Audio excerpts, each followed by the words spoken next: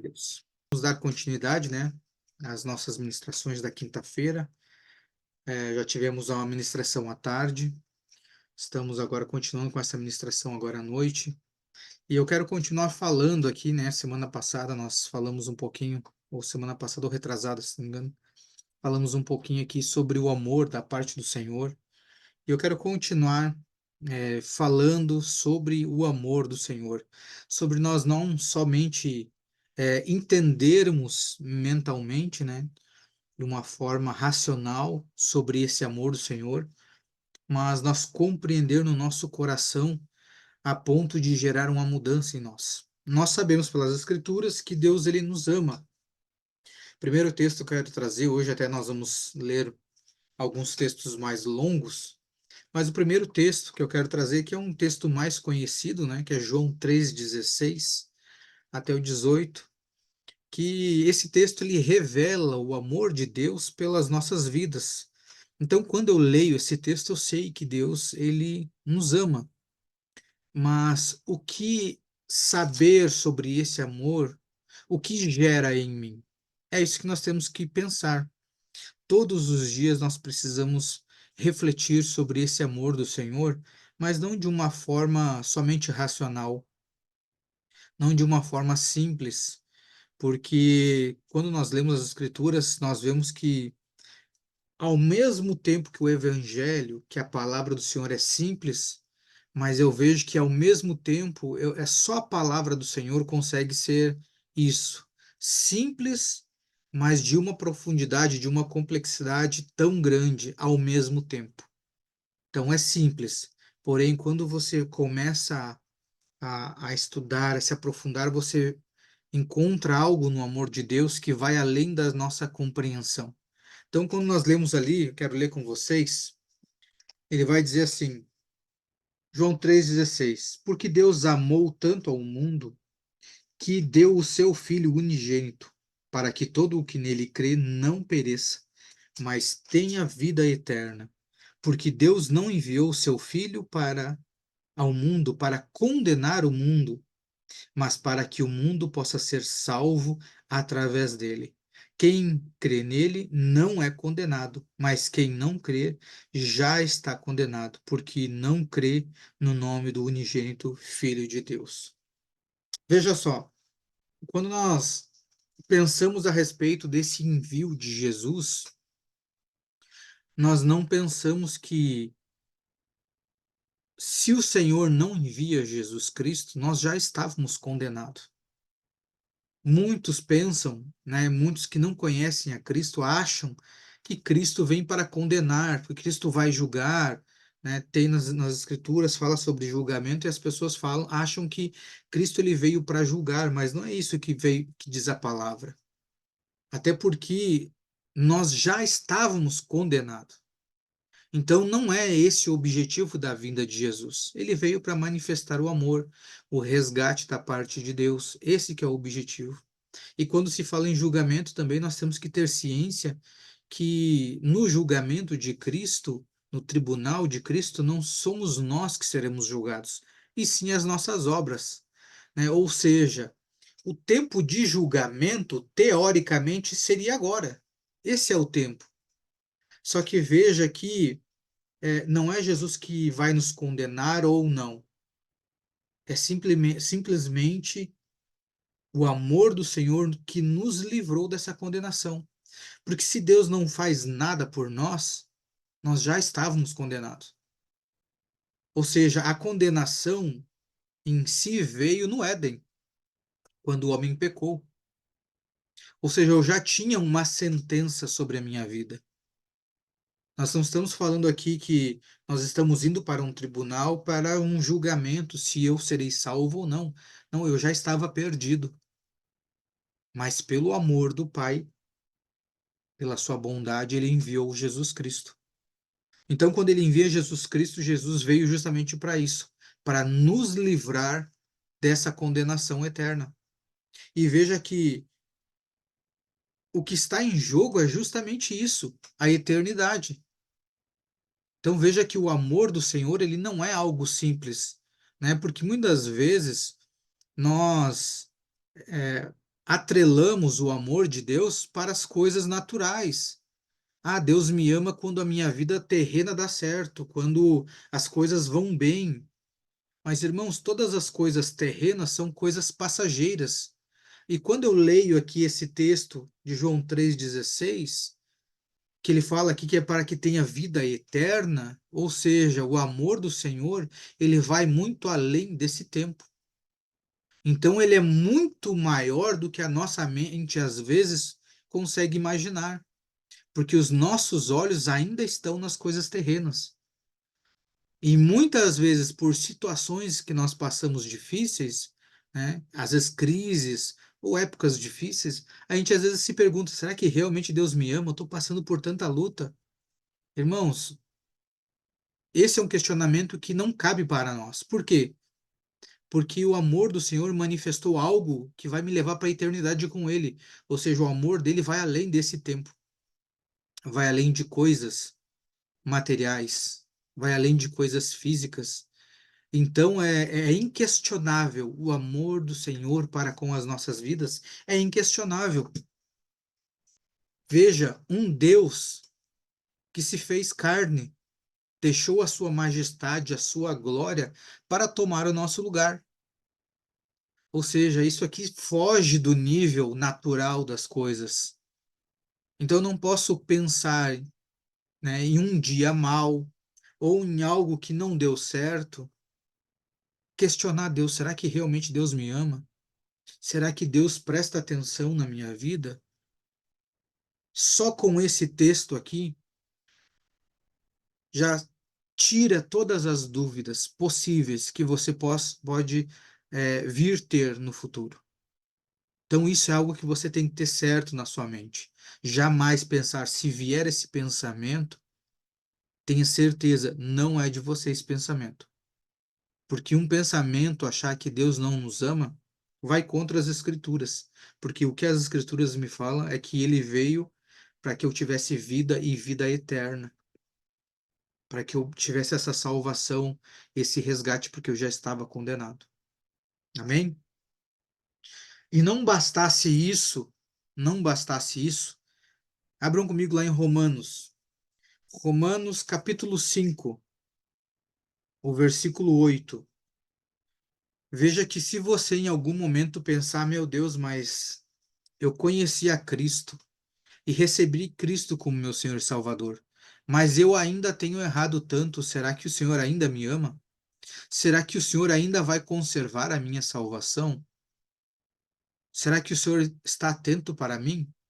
Agora observe esse texto.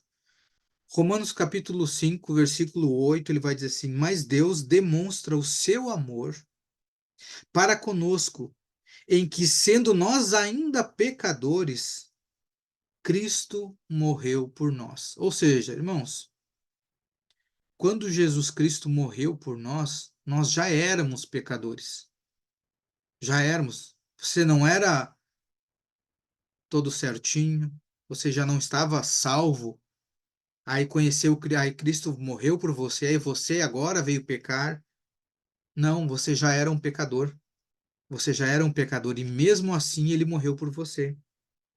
Então nós temos que ter isso certo. Nós não podemos também ter dúvida acerca da nossa salvação. O que a Bíblia fala sobre que não há nada que possa nos separar do amor de Deus? Ah, mas e o pecado? Nem o pecado, porque até o pecado ele resolveu. Claro que, irmãos, nós não vamos viver no pecado. Depois você leia aqui, eu nem tinha separado esse texto, mas se você ler para frente aqui o Romanos 6, você vai ver que ó, o apóstolo Paulo, ele aconselha a respeito do pecado, para que a gente não viva mais no pecado, uma vez que nós morremos para ele. Mas não é o pecado que vai te afastar do amor de Deus. Não é o pecado que vai te afastar de Cristo, porque ele veio justamente para resolver isso. Seguindo no versículo 9, ele diz assim: Portanto, muito mais agora, tendo sido justificado pelo sangue, nós seremos salvos da ira por ele. Porque se nós, sendo inimigos, fomos reconciliados com Deus pela morte de seu filho, muito mais tendo sido reconciliados, seremos salvos pela sua vida. Aqui ele está deixando bem claro. E não somente isto, versículo 11, mas também nos regozijamos em Deus por nosso Senhor Jesus Cristo, pelo qual agora recebemos a conciliação. Ou seja, irmãos, se você, enquanto estava morto, era um pecador, Jesus morreu por você, quanto mais agora que você recebeu esse favor, como que agora o Senhor vai te lançar fora? Tem um texto que o Senhor fala aqui, acho que se não me engano é em Lucas ou João, não lembro, que ele fala: todos aqueles que o meu Pai me enviou, de maneira alguma eu lançarei fora. Ou seja, se agora uma vez eu pisei na bola, errei ou pequei, como que eu posso dizer que o Senhor vai me lançar fora? Ou seja, se eu falo isso, se eu estou dizendo que eu estou perdendo a minha salvação, irmãos, eu estou indo contra o que o próprio Jesus está falando. Ele diz: eu não vim para fazer a minha vontade, mas a vontade daquele que me enviou. E a vontade daquele que me enviou é esta: que eu os ressuscite no último dia. Ou seja, aqueles que ele me enviou, eu não vou perder nenhum. Por quê? Por que que Jesus não pode perder nenhum? Porque essa não é a vontade de Jesus, é a vontade do Pai. E ele veio para cumprir com a vontade do Pai. Se um de nós se perder, é nós falarmos que Jesus não cumpriu com toda a vontade do Pai. E aqui eu quero reforçar, não é porque nós temos essa garantia da parte de Cristo que nós vamos viver de qualquer forma, não. Nós morremos para o pecado. Mas o porquê que eu trago, dou uma ênfase sobre essa certeza da nossa salvação? Porque, na verdade, a salvação é a manifestação do amor. Ou seja, isso é para que a gente tenha uma firme certeza do amor de Deus pelas nossas vidas. Não, não pode, em nenhum momento da nossa vida, chegar dúvida no nosso coração a respeito disso. Em nenhum momento. E eu vou além. Se eu devo me regozijar aqui, como o Senhor diz, em Jesus Cristo, por esse favor em que eu, sendo pecador, o Senhor ainda me alcança? Se eu devo me regozijar, será que eu devo fazer isso sozinho? Será que eu não arde no meu coração em alcançar mais pessoas para que eles também venham alcançar essa graça, essa misericórdia, para que eles venham experimentar o amor do Senhor? Não é mesmo? Vamos lá para João, João 6. Uma vez que o Senhor alcançou esse favor para nós, olha o que ele vai dizer lá em João 6. É um dos textos base que nós usamos aqui também para a ceia.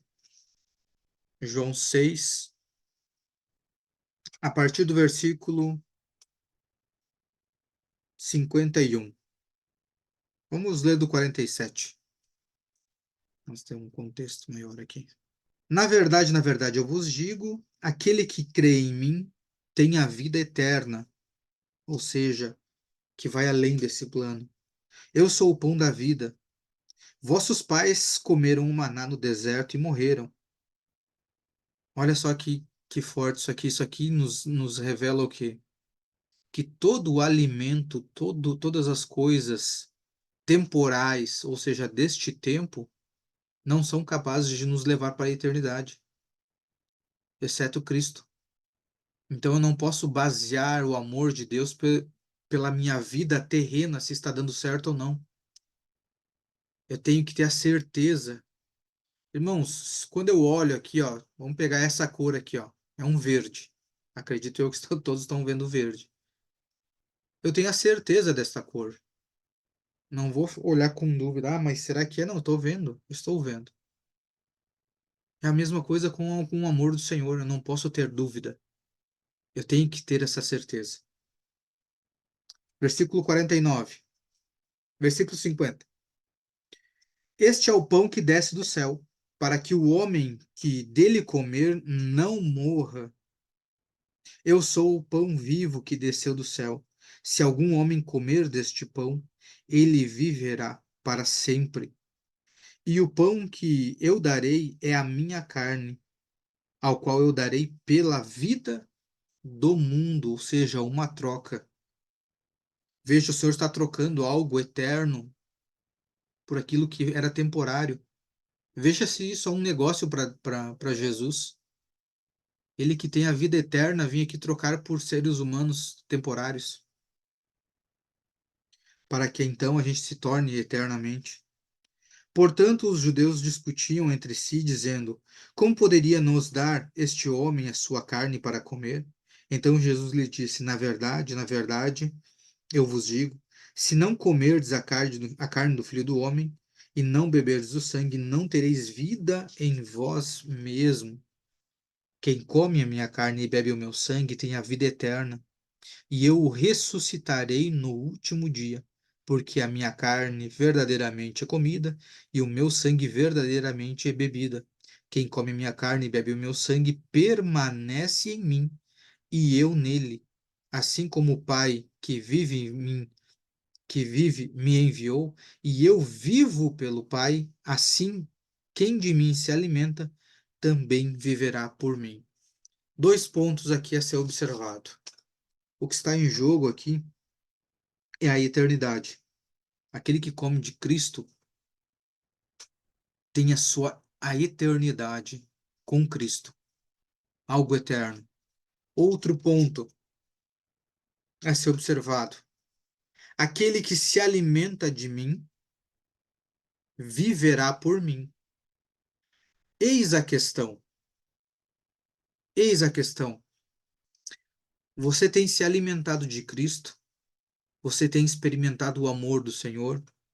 Você tem experimentado o favor e a graça do Deus vivo?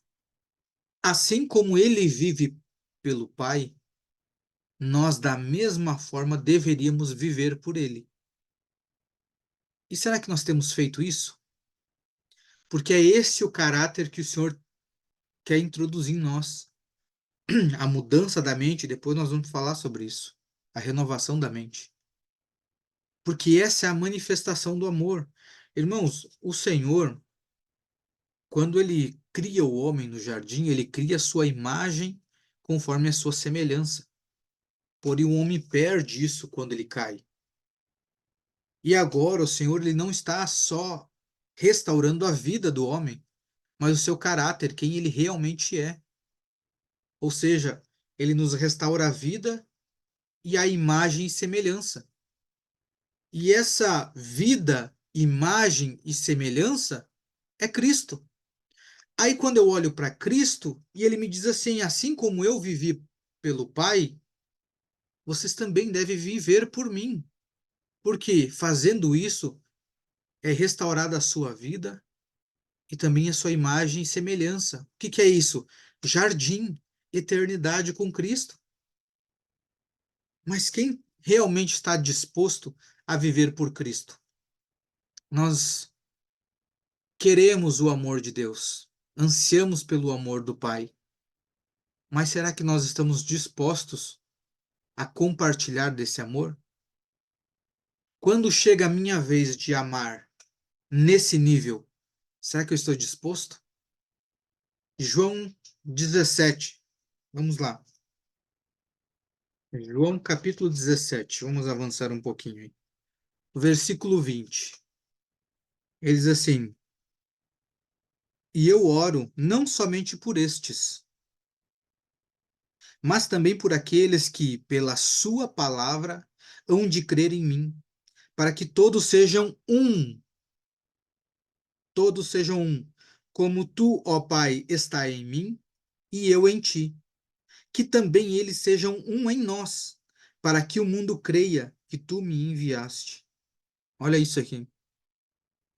Eu neles e tu em mim, para que eles possam ser perfeitos em unidade. Depois nós vamos falar sobre isso, sobre essa unidade. E para que o mundo conheça que tu me enviaste e que os amaste assim como me amaste.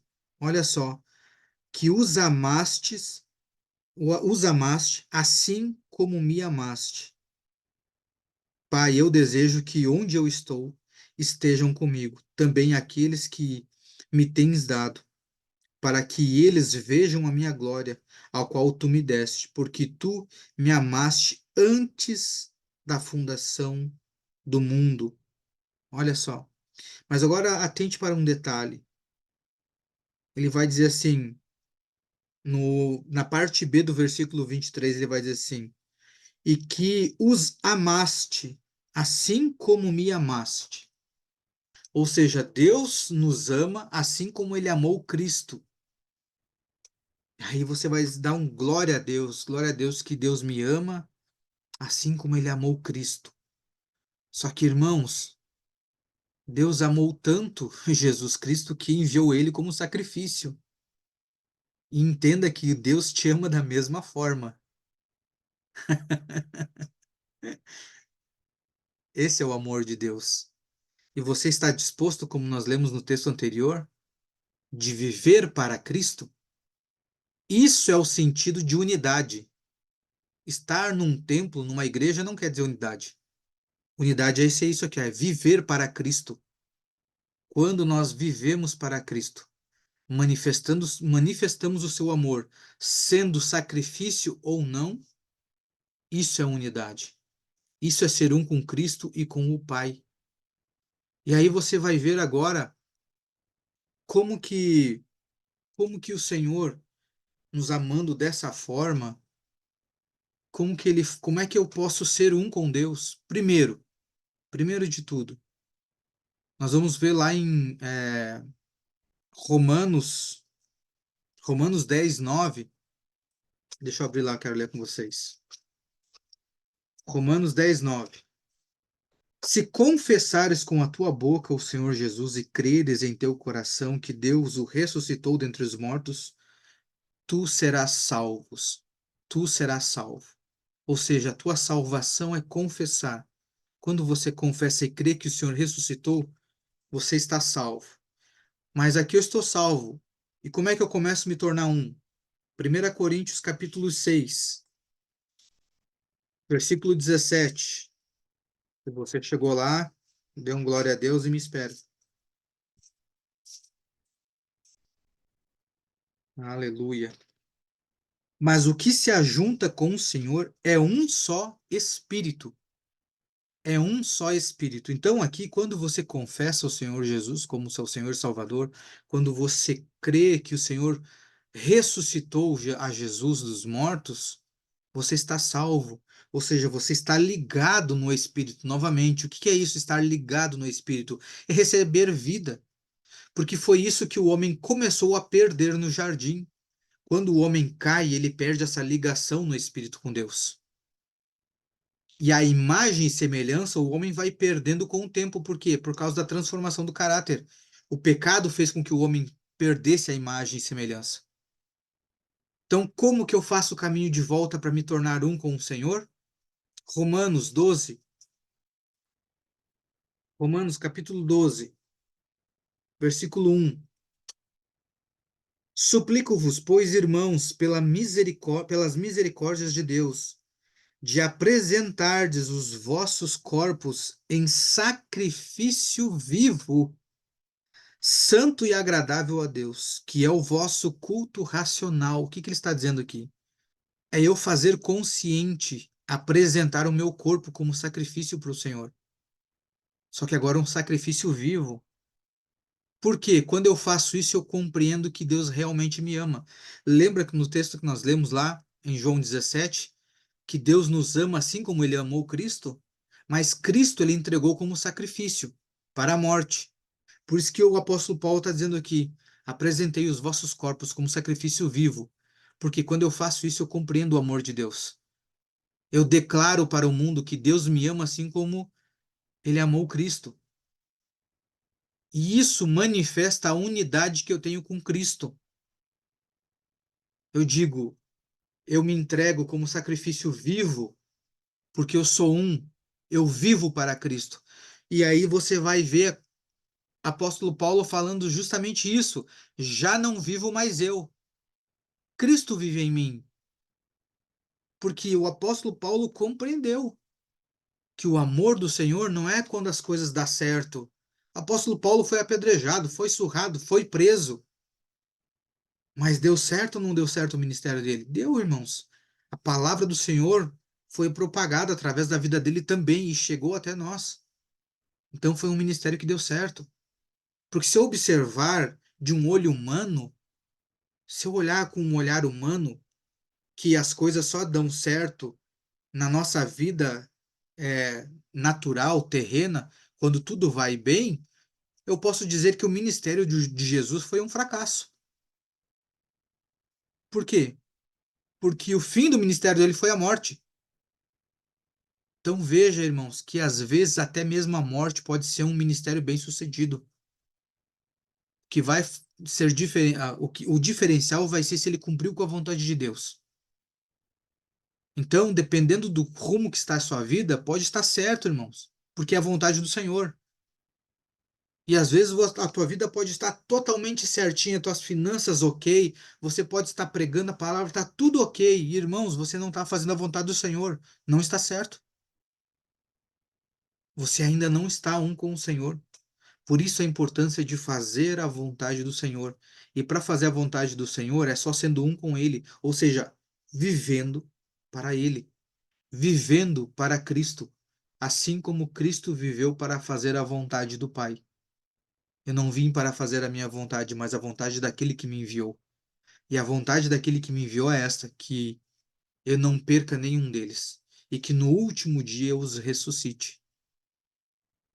É isso que nos espera. Amém? Vamos seguir? Nós temos mais uns textos para ler aqui. 1 Coríntios, capítulo 12. Vê como é um pouquinho diferente, né, irmãos?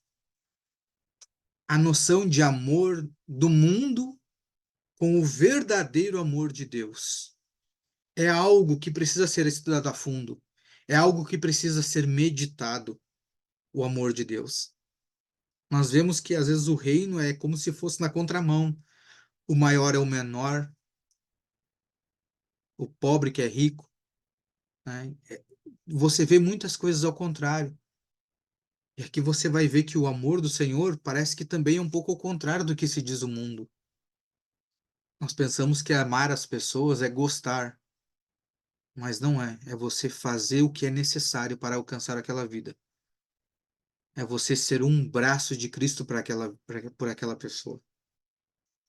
Romanos 12, perdão, 1 Coríntios 12. 1 Coríntios 12, versículo 1. Ora, acerca dos dons espirituais, irmãos, eu não quero que sejais ignorantes. Vós sabeis que ainda quando os gentios fostes levados aos ídolos mudos, assim como fostes conduzidos por isso, conduzidos. Por isso eu vos quero fazer entender que nenhum homem, falando pelo Espírito de Deus, chama Jesus de amaldiçoado, e que nenhum homem pode dizer que Jesus é o Senhor, senão pelo Espírito Santo. Eu vou ler de novo esse texto aqui para que você observe algo no favor de Deus pela sua vida. Versículo 3. Por isso eu vos quero fazer entender que nenhum homem, falando pelo Espírito de Deus, chama Jesus de amaldiçoado. E que nenhum homem pode dizer que Jesus é o Senhor, senão pelo Espírito Santo. Ou seja, irmãos, não foi mérito seu de você chegar e dizer assim, não, agora eu vou orar porque eu quero buscar o Espírito Santo. Não. Você ainda, enquanto era pecador, enquanto eu estava condenado, o Senhor te enviou o Espírito para que você tivesse a sua mente iluminada. Esses tempos eu estava conversando com a Fábio sobre isso. Ele disse assim, eu não acredito que a pessoa, mesmo que ela não se converteu, a pessoa ela tem que ter a luz do Espírito para reconhecer a Cristo. Na minha mente eu já tinha isso, irmãos, eu só não tinha achado o texto ainda. Mas eu já tinha falado para a Fábio, eu não creio que a pessoa, mesmo que ela não se converteu ainda, ela tenha condições próprias de reconhecer a Jesus, se não for pelo Espírito de Deus. Uma pessoa que está na rua, Se o Espírito de Deus vier sobre a mente dessa pessoa, ela reconhece Jesus Cristo como Senhor e Salvador. É só assim para você conseguir reconhecer. E o texto está aqui. E que nenhum homem pode dizer que Jesus é o Senhor senão pelo Espírito. Ou seja, irmãos, você mesmo no lamaçal, o Senhor enviou o seu Espírito para iluminar a sua mente para que você possa reconhecer o Filho dele. Meu filho, você está perdido e condenado. Eu vou te enviar o meu Espírito para que você reconheça a obra que o meu filho desceu para fazer. Se eu não te enviar, você não reconhece a obra de Jesus Cristo. Irmãos, quantas pessoas viram Jesus, chamaram ele, falaram que ele expulsava demônios por Beelzebul e não reconheceram a obra dele, vendo. E como que nós, gentios, neste tempo, conseguimos reconhecer a Cristo? Esse é um favor, é mais uma manifestação do amor de Deus pelas nossas vidas. Se não fosse pelo Espírito dele, nem a Cristo nós conseguiríamos reconhecer como Senhor e Salvador. E ele segue, versículo 4. Ora, há diversidade de dons, mas o Espírito é o mesmo. 6. E há diversidades de operações, mas o mesmo Deus que opera tudo em todos.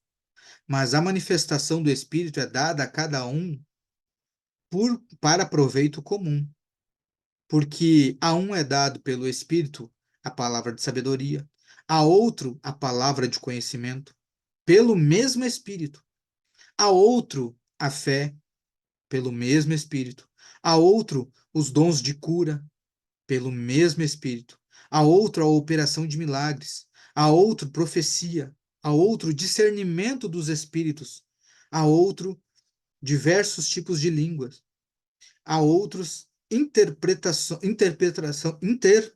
de línguas.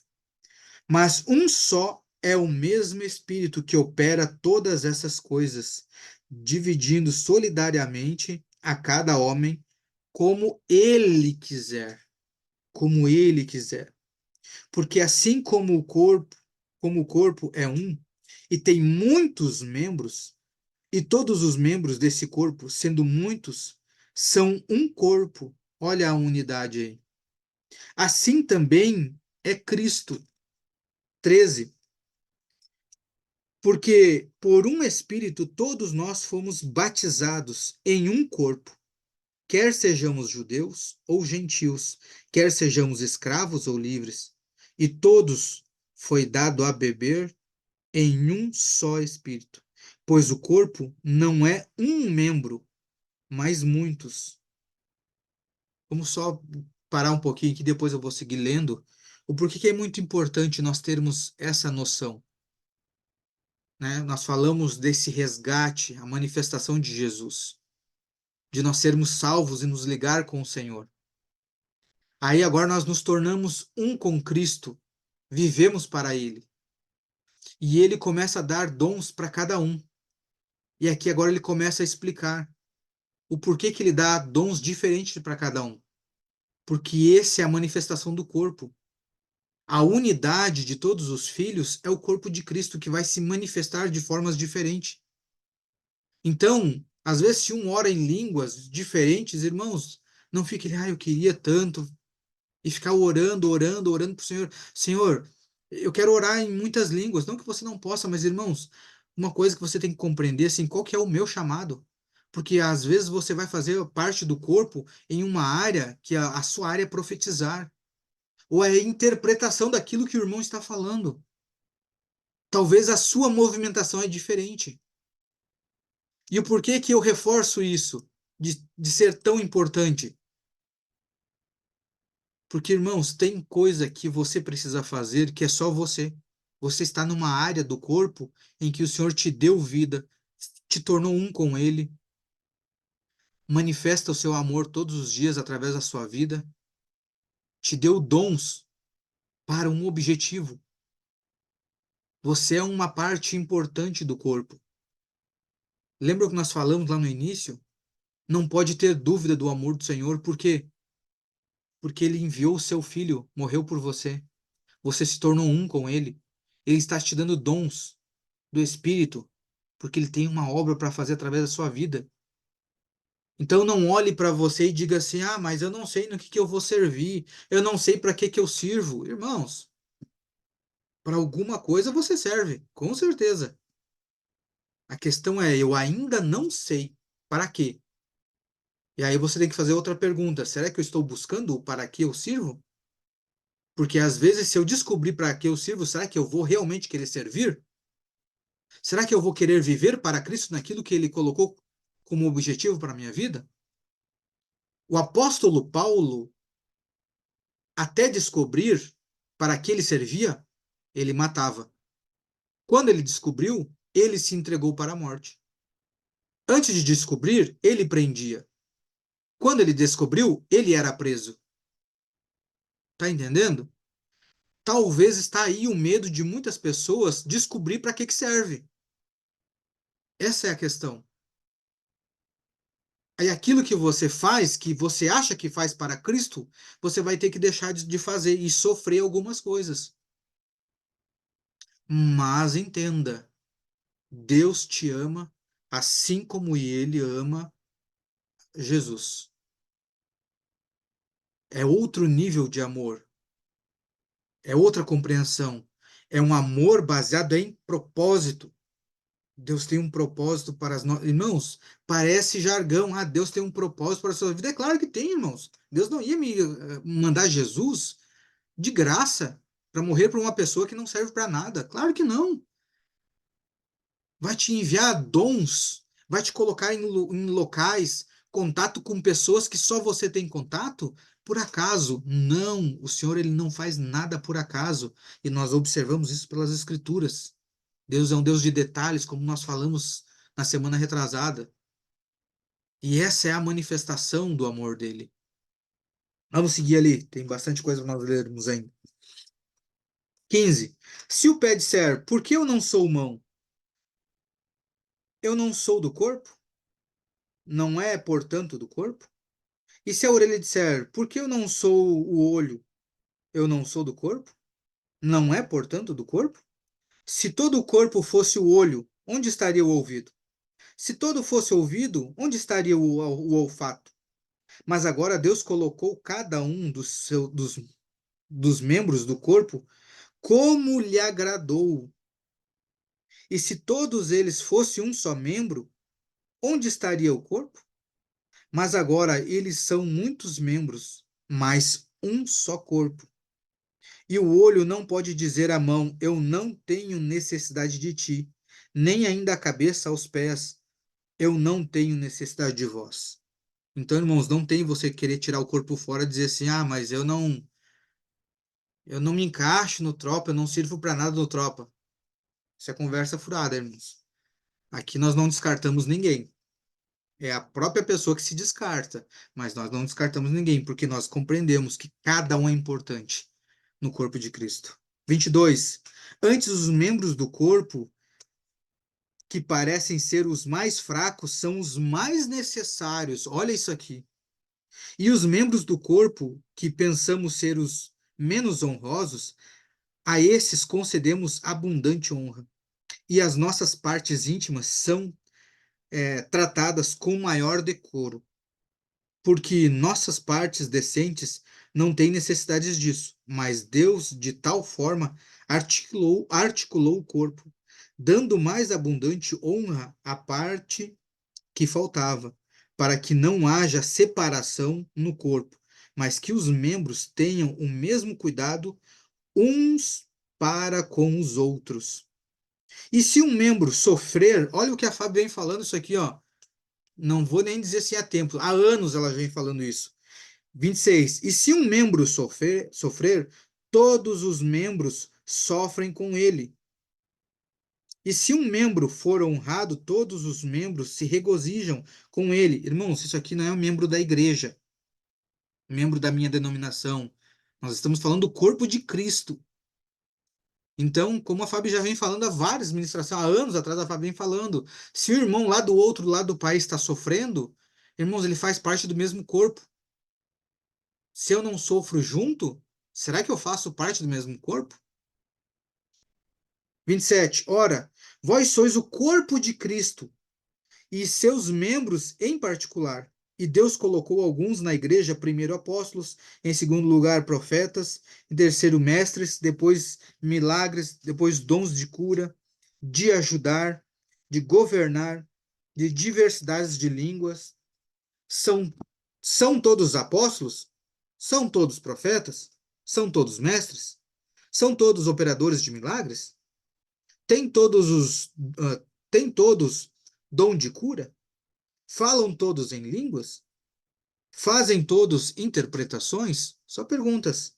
Portanto, procurai fervorosamente os melhores dons, e eu vos mostrarei um caminho ainda mais excelente. E agora nós vamos chegar no texto-chave da ministração, que está no capítulo 13, que vai falar sobre o amor.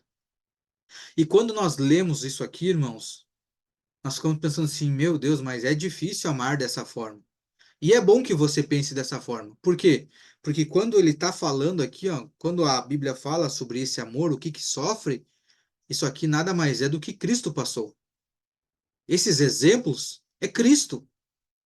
Então, realmente, tenha isso aqui por difícil, para que você compreenda que foi difícil que Cristo completou a missão de Cristo.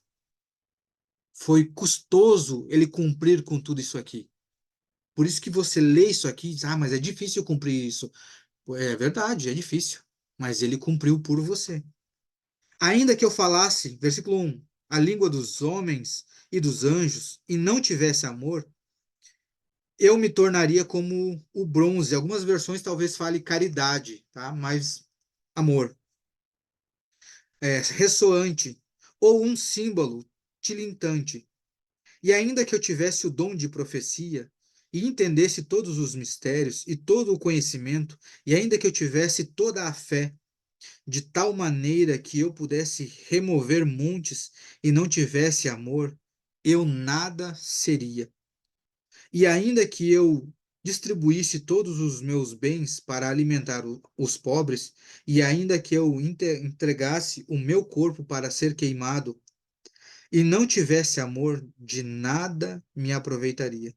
O amor é sofredor, é benigno. O amor não é invejoso ou não tem inveja. O amor não se vangloria, não se envaidece, não se comporta indecentemente, não busca os seus interesses, não se irrita facilmente, não pensa mal, não se regozija com a iniquidade, mas se regozija com a verdade. Sofre todas as coisas, crê em todas as coisas, espera em todas as coisas, suporta todas as coisas. O amor nunca, nunca falha. Mas havendo profecias, elas falharão. Havendo línguas, cessarão. Havendo conhecimento, desaparecerá. Porque em partes conhecemos e em partes profetizamos. Mas quando o que é perfeito vier, então o que é em partes será aniquilado. Quando eu era criança, olha isso. Quando eu era criança, falava como criança, entendia como criança, pensava como criança. Mas quando eu me tornei homem, eu coloquei de lado as coisas infantis, porque agora vemos através de um espelho, ou seja, isso que nós vivemos aqui é como se fosse uma sombra, é um reflexo do que realmente é verdadeiro, porque agora vemos através de um espelho, sobriamente, mas então veremos face a face. Agora eu conheço em parte, mas então conhecerei como também eu sou conhecido. E agora permanecem a fé, a esperança e o amor. Estas três, mas a maior destas é o amor. Tudo isso que foi citado aqui foi que Cristo passou, irmãos. Então hoje é difícil chegar nesse nível? É, mas para eu me tornar um com Ele, eu preciso viver para Ele. Por quê? Porque pouco a pouco eu vou renovando a minha mente, transformando o meu caráter, vivendo para Cristo, suportando todas as coisas.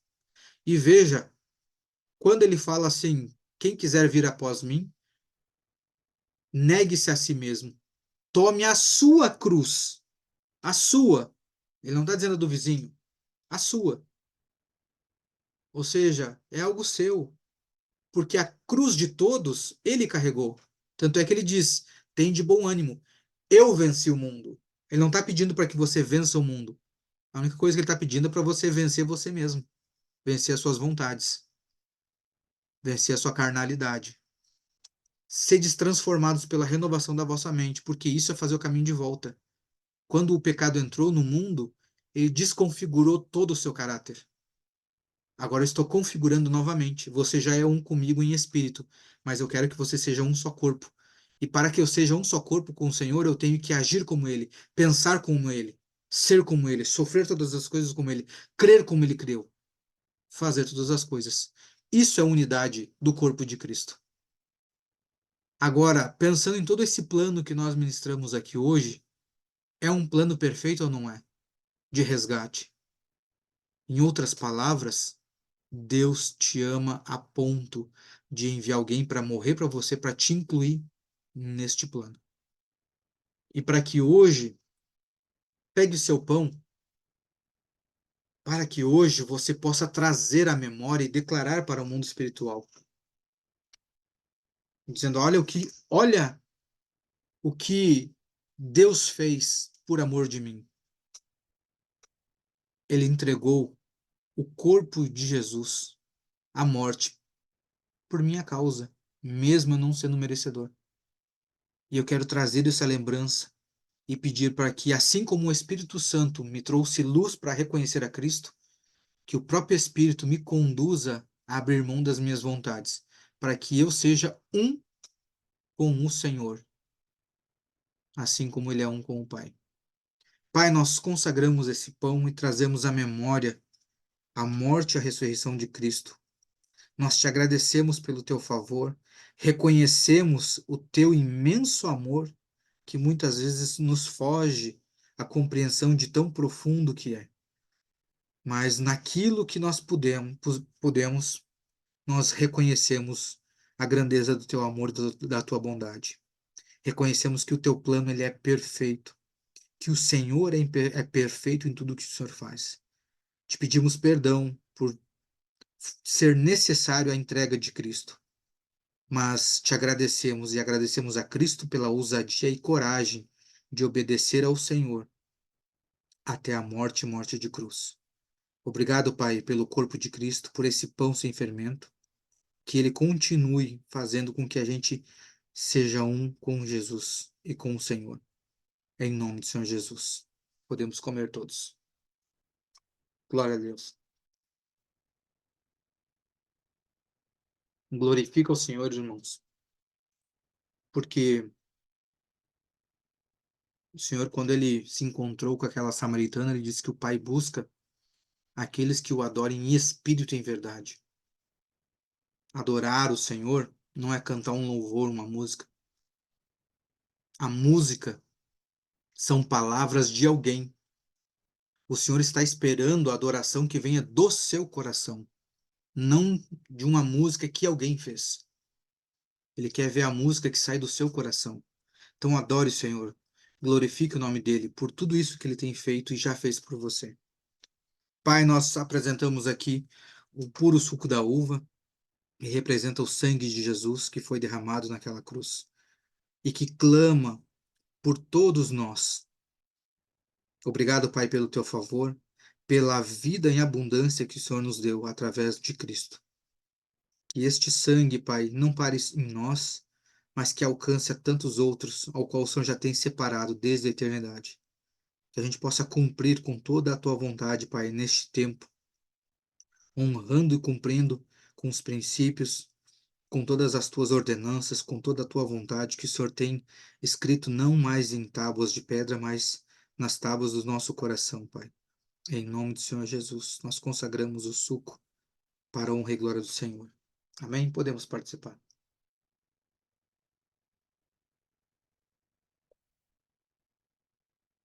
Glória a Deus. Louvado seja o nome do Senhor.